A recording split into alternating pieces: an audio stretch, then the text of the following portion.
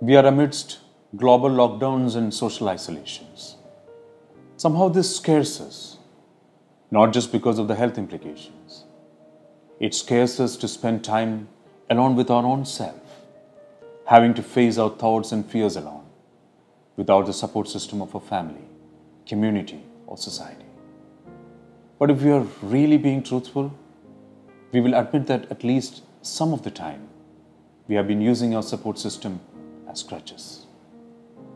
We seek their external presence, help and validation, even for our spirituality and for conversations with God, as if we are simply not strong enough or courageous enough to face ourselves and our God alone. Yet, the journey we seek with our God is a deeply personal one. It is between me and my God, you and your God, we and our God, in communion together, yet alone.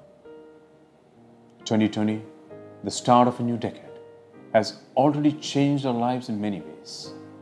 As we mark Good Friday amidst quarantine and self-distancing, let us utilize the situation to also confront our inner selves. What we are, who we are, what we earn to be. This Good Friday, probably for the first time ever, we get to experience our faith without the noise and distractions that masks our inability to establish a personal relationship with God, the way Christ has taught. When it mattered most, Jesus himself practiced social distancing.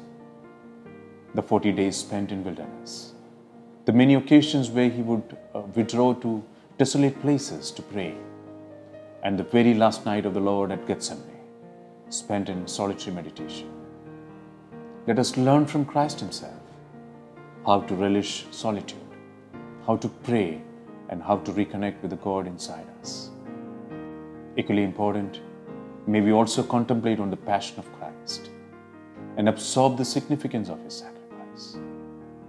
This Holy Week, we are seeing the sacrifice in action in the countless health workers, emergency responders, essential service providers who are sacrificing their health and their lives for us. Acknowledge and be grateful for the costs paid by these nameless strangers for our sakes, for allowing us to receive the gift of life.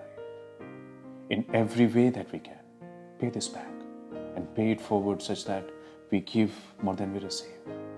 Enable rather than expect, and comfort more than be comfortable.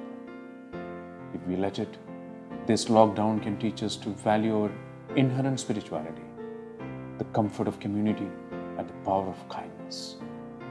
The cross, a symbol of hope, redemption, and resurrection, is now more than ever a gift to the world.